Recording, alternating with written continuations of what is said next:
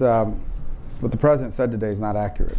The intelligence community has assembled probably an unparalleled amount of evidence in regards to the Russian, not just efforts to interfere in 2016, but ongoing efforts to interfere in American society. And it's not limited to the territory of the United States. These are efforts they undertake in many other parts of the world. And many of the countries that have been affected by it are represented here today by elected officials in those jurisdictions. I'm only going to comment on the press conference. I wasn't in the meeting. None of us were in the meeting. We don't know what was addressed in the meeting or what was raised.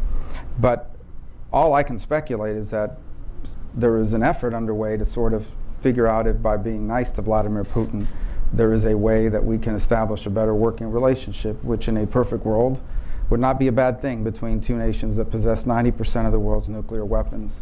The flaw in that, which I think goes to the heart of this very issue, is that Vladimir Putin is not interested in a better working relationship with the United States because he views the world, he views geopolitics as a battle between the strong and the weak. He believes that at the end of the Cold War, the West, and in particular the United States, that was strong, took advantage of a weak Russia. He intends to reestablish Russia as a global world power on par with the United States. And he doesn't believe in win-win scenarios. He believes in zero-sum. And therefore, he thinks the only way to make Russia stronger is to make America weaker, and these election interference efforts are a part of it. And you have to understand that. Any policies that are not built on that reality, and I would say any rhetoric that's not built on that reality, is destined to be counterproductive, perhaps dangerous, and most certainly fail. And so, again, I think that is a really clear, we have to take the partisan, this was not a partisan interference.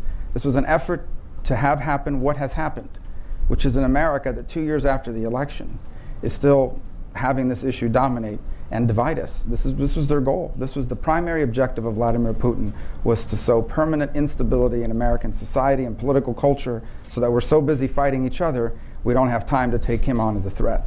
Now, let me just add, if Mr. Trump wouldn't stand with American and Western institutions and stand with his own intelligence community assessment in public, who knows what he might have agreed to in private. And it was one of the reasons why so many of us felt that making sure that he pressed this issue, that he needed not to have a one-on-one meeting, but needed to have other Americans in the room so we could get an accurate readout of what really happened in that over 2-hour session.